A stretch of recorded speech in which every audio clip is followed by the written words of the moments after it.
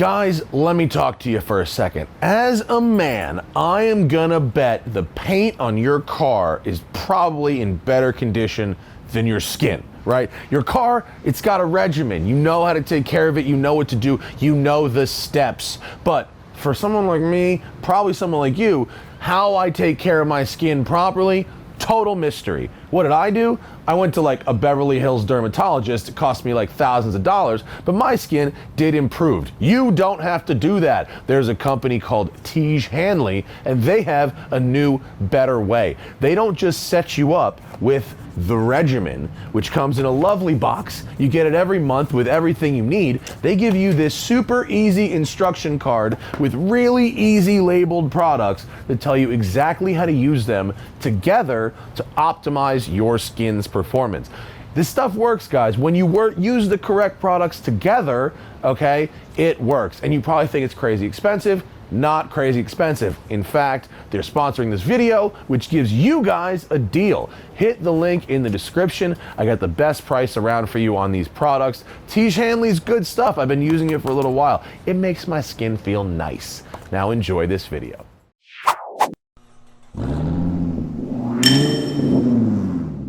Well, good morning, everyone. I am back from my Tahitian vacation and back on the grind. This is something very interesting because it's something I've been waiting to happen for a while. It's finally here, and we get to see what it's like to drive. This is a 911. It's a 2013 Carrera that's been modified by a company called VONNEN with a product they're making called Shadow Drive. And Shadow Drive is an aftermarket hybrid system that will be available for other cars in the future, but right now is available for all Porsche sports cars, 911, Boxster, and Cayman, 2009 and up. It's available on cars that have manual or automatic transmissions, turbo, NA, doesn't matter. Supposedly, this is a plug-and-play system, and here's how it works. It's inspired by the Porsche 918. It features four major components, okay? There's a battery in the frunk, and it is a 1 kilowatt-hour battery, but that doesn't sound like much, but there's more to it than that. So you've got your battery in the frunk with a cooling system for that. Then you've got a microprocessor, a motor controller, and inverter on the rear deck of the car. Then you have the electric motor itself, which is mounted inside the bell housing of the gearbox, where the flywheel once was, between the engine and the transmission. And then you've got the VCU, the VONNEN control unit, a battery management system, and then a smartphone app that controls it all. Here's what's really interesting. This hybrid system exists completely independently from the car's ECU. The ECU, the car itself, the gearbox, the gears, the way all the other standard Porsche systems, they have no idea this system is there, and they don't care. This hybrid system is good for 150 crank horsepower and 150 crank torque with no other mods on the car. What they say is the lower the horsepower of the car, the more you feel the battery assist, right? So if you put it on a base Cayman, you're gonna be like 50% up on your power. If you put it on a higher powered car like the turbos, it works sort of as a torque fill because your higher powered cars are gonna build power up higher. It'll fill it in down at the bottom. I am super excited. This seems really cool. This is an American product and I'm excited. So I'm gonna start in sport mode. They have a normal mode, and they have a normal mode, which I am gonna pass. I'm gonna go strictly sport and overboost. But, you know, on a base 2013 Carrera, this is a 315 horsepower car from the factory, and with the VONNEN Shadow Drive, they say 500 horsepower. So here we go.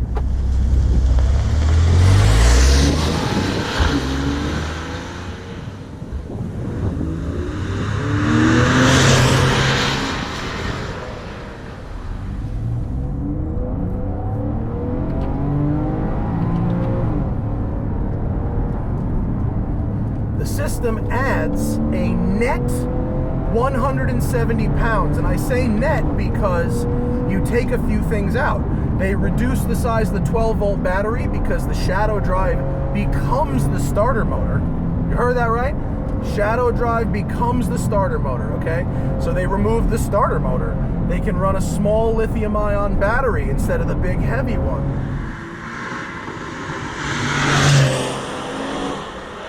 So the net is 170 pounds. So they're adding a little more than that, but they're taking some things away. They were very, very insistent that the weight distribution is very much unchanged. You get about 80 pounds of battery and battery stuff in the floor of the frunk. You then get, you know, the motor, which goes where the flywheel was. That was already a very heavy item. You then get the controller, which pretty much just goes right on top of the motor. So your weight distribution changes, let's say, less than if you were driving with a full tank of gas and then an empty tank of gas. That swing is more than the swing from this system. Oh, I just got to the floor a little bit and I heard a little. So the whole thing, they tell me, should be super seamless. I should pretty much never know it's there. I should pretty much never have to think about it. It handles itself. I hear motors. The app shows me how much power it's shooting out or recovering. Oh, hello. This is good. Now, unlike an EV, a full EV, right, or an economy-focused car, even a performance EV like a Tesla, unlike those cars, VONNEN is not focused on range at all. They are only focused on the speed at which they can charge and discharge a relatively small battery. The motor is 110 kilowatts. That's a lot. So that's how you get that 150 horsepower just from that motor. You also get regen. It's programmed in. They don't change the stock brakes, but it's programmed so that when you are braking, the system regens. Road work ahead. So far, it seems totally seamless. You drive it around, and if you put the phone away, you genuinely wouldn't know it was there. There's just that little bit, that sound. I don't know if it's picked up on the mic, but it's just a little tiny bit of electrical doctor's office noise. Let's go around. Are we clear? Clear? Looks like it. All right, happy tree trimming, guys.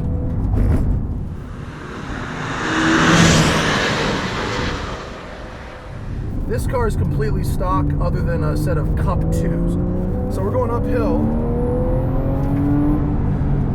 There is a way to plug the car in, but it is not really a plug-in system. It's designed pretty much just to handle itself, to charge and discharge as needed. And it's sort of the most similar to the Honda Insight and CRZ in that if the engine is turning, the motor / generator is turning. So depending on how they do the programming and what you're doing with the car, you know, it charges itself. It discharges when you get in the pedal. It discharges fast, but it then recharges back up fast just with your RPMs.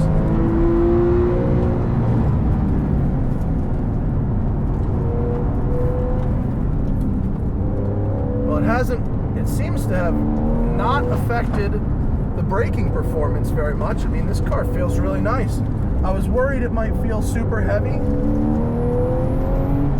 It's definitely got good torque, especially in the mid-range, which is not something this car had from the factory. These Carreras they're actually kind of slow. I may at the very end do an exercise where I turn the system off. The old see what it's like to live without it system.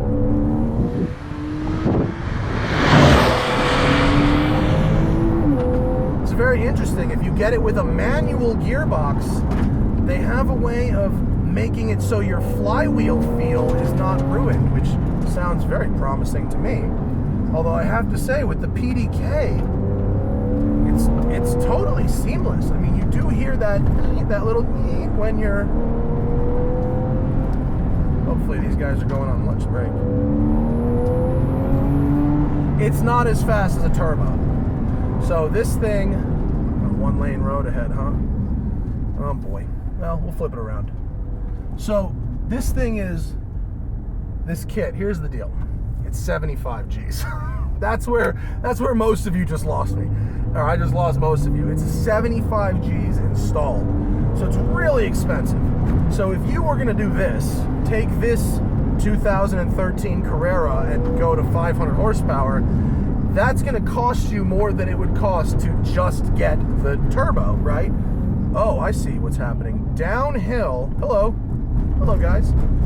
Downhill, I can really feel the regen in the braking. I was using the uphill a lot, so right here, let's see.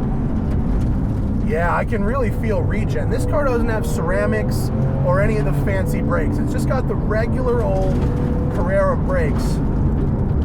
And I like seeing my regen here, but I've actually got a pretty full battery still. Going up that hill, I went from 97% to 82%. When you run out of battery, you just don't get assist anymore until it comes back. It doesn't, the car won't shut down, it won't take a big poo. It's really supposed to handle itself.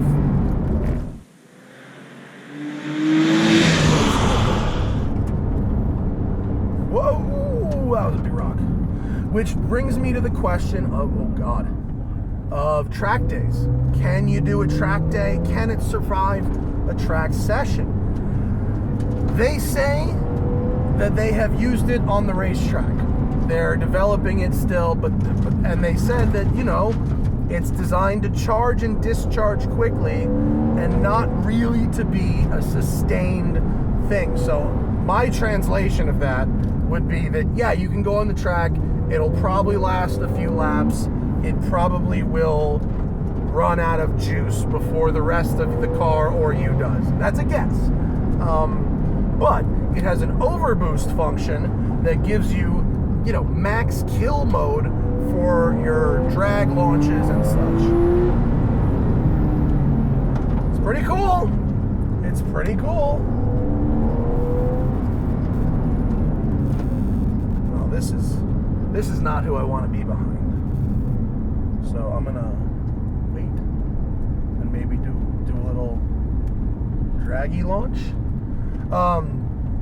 In general, so far, impressed with the seamlessness, impressed with the flexibility.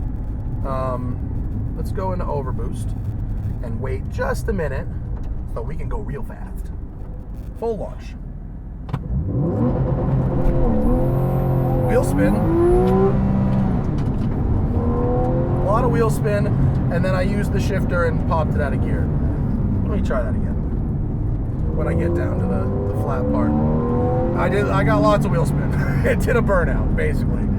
With traction control off and launch control. It just did a straight burnout.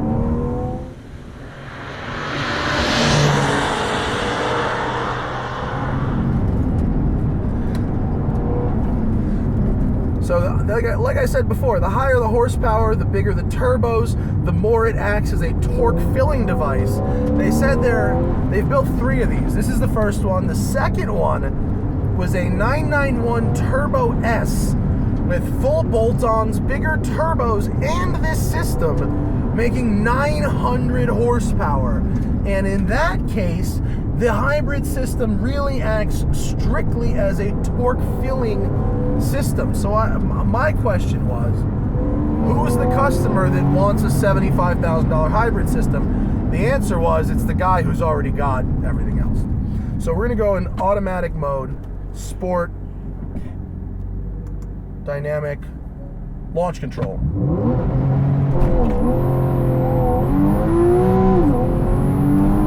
You know, pretty impressive. You get wheel spin, yes, but that was pretty impressive actually. It's definitely faster. So now we're gonna turn it off. So I have just turned the hybrid system completely off. And now let's see what it's like to live without it. Oh my God, this thing has no torque. So up at the top of the power band, up here, above 6,000, you notice it less. This Jeep, you notice it less for sure. Where I really feel it, or I really feel the lack of it, is from 1 to 4,000, where the NA Porsche engine just doesn't have the torque. And that's why all these Carreras are now turbos. It's for that reason. And we're gonna wait, just get our last little bit out of the Jeep. I wanna wait, hold. All right, off the line, yeah. Without it, just no torque. Now let's go back on. On. Overboost. Oh yeah, okay, I get it now. Yeah, it's a lot. It's a lot of extra. It makes a big difference. And remember, it's going through the transmission. So it's not a final drive thing. It's not an on the button like a nitrous. It's all that torque is going through the gearbox. So you're getting it at the same ratios that Porsche has chosen for you with the gearbox. You know, it gets multiplied in the same way. But I will concede that that once you try it, you know, it's hard to go back. It's hard to go back.